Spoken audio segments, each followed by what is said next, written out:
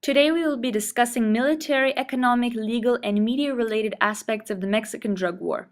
Let us begin with a broad overview of the Mexican drug war itself, combined with an explanation of the war's military affairs. In 2006, Mexico's president Felipe Calderón instituted a major counter-narcotics campaign against Mexican cartels in a concerted effort to disrupt and destroy the critical nodes of drug trafficking in the country.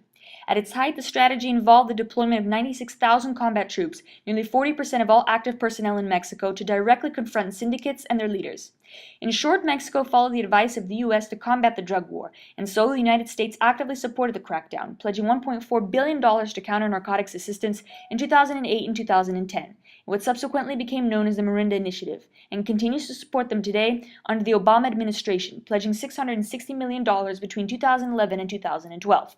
Although Calderon's policies were instrumental in eliminating several key drug lords as well as making record cocaine seizures, it had the unintended effect of unleashing a highly brutal war in the northern provinces.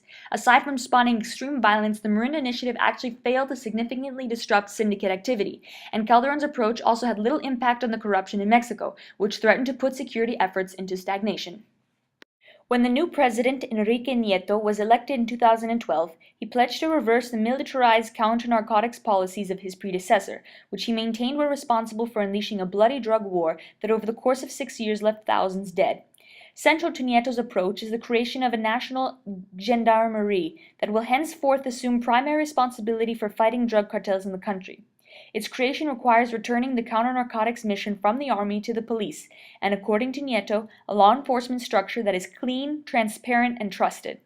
The National Gendarmerie, which is due to become operational later this year, is essentially a paramilitary unit equipped and authorized to reestablish security across the country through its primary function of strengthening territorial control in rural municipalities with the greatest institutional weaknesses, as well as strategic installations such as ports, airports, and borders. The National Gendarmerie will also have information collection authority and will work closely with Mexico's main intelligence agency, CISEN, to investigate organized crime groups. Initially, the force will be 10,000 strong and is intended to expand to 40,000 in the next 2 years. Despite that it will fall under the authority of the Secretary of the Interior, the National Gendarmerie will consist only of soldiers who will remain under military or naval command.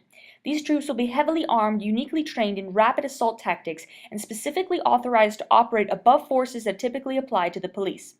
Predictably, there are many criticisms about the National Gendarmerie failing to differentiate from Calderon's militarized counter-narcotics approach and bringing unnecessary complexity to the drug war. Currently, 10 major cartels operate in the country, competing with one another on numerous fronts. Over 90,000 people have been killed in drug-related fighting since the beginning of the drug war in 2006, as these increasingly fragmented cartels move to engage each other and the authorities in a vicious battle over territory and sales turfs. In regards to the media coverage of the drug wars, Mexico is one of the most dangerous countries in the world for journalists, and among the ones with the highest levels of unsolved crimes against the press. According to Mexico's Human Rights Commissions, there's been 80 journalists killed and 18 disappearances since the year 2000. In a recent article, a reporter told the British newspaper The Guardian that fear is terrible and very well founded. In the 1930s, the Institutional Revolutionary Party took over the government and practically monopolized the press in Mexico in order to get favorable coverage in the media. Those who did not agree with the government were intimidated or killed. Throughout the 70s and 80s, attacks against the press were carried out by the drug traffickers and corrupt law enforcement officials. The Mexican press became accustomed to limit their report to official information due to the fact that if they dared to break away from this, the government would threaten them to stop selling newsprints. When the government started to sell off the media coverage enterprises, more autonomous and independent newspapers with diversity in their news coverage arise. Criminal organizations target journalists for various reasons. First, to silence the press in the areas they operate in, especially when they're trying to take over an area. Second, cartels want the press to be silent because keeping an image that a city is safe can prevent the Mexican government from sending more federal troops to the area. And third, Mexican media outlets find themselves vulnerable to attacks when they are in an area with 2 or more organized crime groups that have different agendas. Attacks against the press have continued under the administration of President Enrique Peña Nieto. This has led to a major increase in social media as a means of reporting. Twitter and blogs provide readers with information. An analyst from Microsoft called them the new war correspondents. Octavio Islas from the Monterrey Institute of Technology said that social media reporting is a result of the press being hampered and due to the lack of protection of journalists. The world continues to drag on due to the probability of drug trafficking in Mexico. Drug trafficking inserts itself into the economic, generating both positive and negative impacts. The benefits of drug industry can be clustered in three big categories: employment, cash flows, and investment.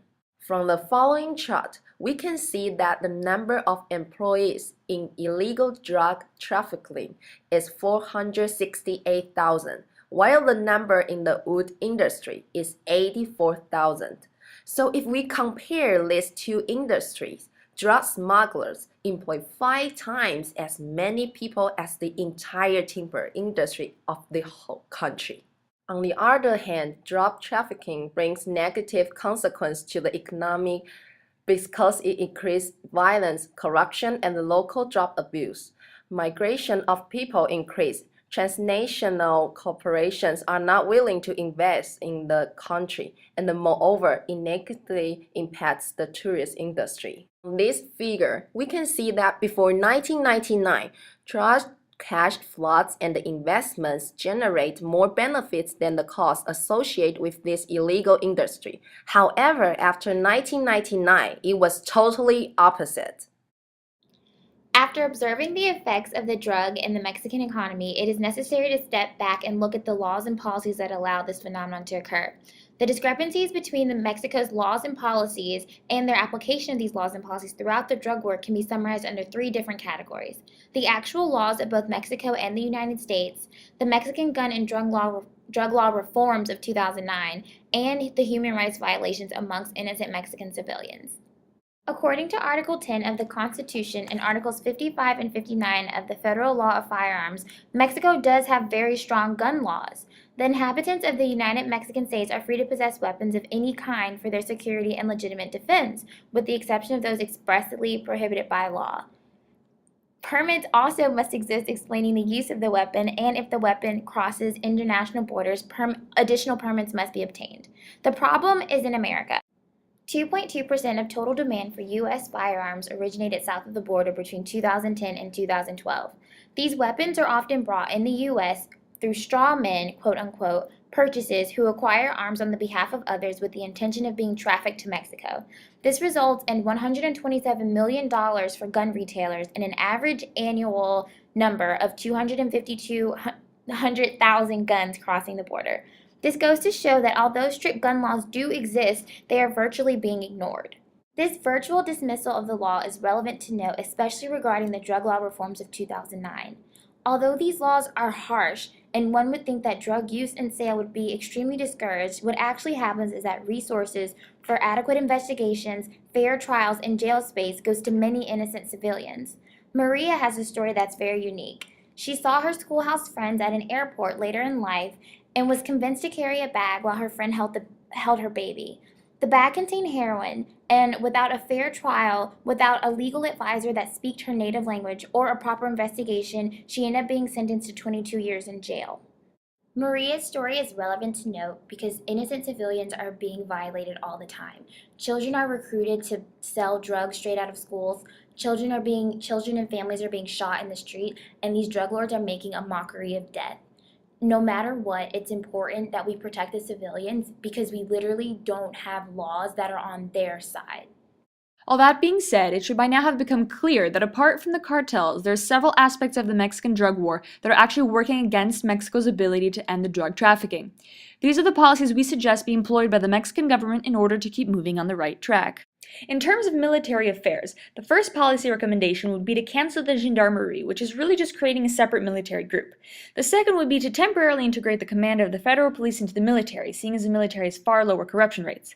The third would be the creation of a national platform called the Intelligence Integration Platform, wherein the military, the federal police, and CISIN, Mexico's intelligence agency, can collaborate in order to co-produce and share information in order to develop an articulated plan of action to fight the drug cartels. The fourth would be to initiate military police neighborhood patrols, wherein every neighborhood will have a neighborhood patrol consisting of 2 military officers and 2 policemen that would be able to identify any abnormal activity. The fifth would be for the Army to build advanced community stations in poor neighborhoods where they would be able to organize activities to offset the bad image created by the dealers of the Army. In addition, the military should have access to the most modern and sophisticated weapons as well as have the opportunity to take part in advanced training. All military and federal police personnel must also be granted dignified justified compensation for their occupation. And lastly, a better federal police under military leadership should have a special agents organization dedicated to investigating and controlling weapons and ammunition trafficking only. In terms of the media, our policy recommendations would be to increase international cooperation. Having international reporters and NGOs working hand in hand with local reporters will decrease the attacks on the press in order to avoid political conflicts. Another one will be to have organizations like Reporters Without Borders and Amnesty International to have more fluent communication with the government in order to assure that civil rights are not being violated. In terms of the economy, policy recommendations include to increase employment efforts in pro-aid regions within Mexico, since most actors in drug economy participate in such a business because of the lack of economic opportunity. Of course, the best employment programs cannot function in an environment of corruption. So the international community must continue to pressure Mexican leaders for more transparency in government. Consequently, doing so would require an effort consisting of poverty relief, alternative development, and anti-corruption measures from the United States and other countries. With regard to the legal aspect of the Mexican drug war, the most important policy reform is to protect the civilians. We can do that through education. If children are educated so that they can get good jobs after they leave school, then they won't be enticed by the drug life. Additionally, we should provide incentives for law enforcement to conduct proper trials and legitimate investigations. We should eliminate the stigma of quantity versus quality. It's not about how many criminals they put behind bars. It's about the fact that the criminals that they are putting behind bars are actually criminals. And another policy reform would be to actually legalize the drugs. If heroin, marijuana, and the other drugs that are crossing the border at such a large rate are made legal, Mexico's economy can actually function on the tax revenue, and it can change the demand-supply dynamic. There will be less demand and therefore less supply. Thank you for listening!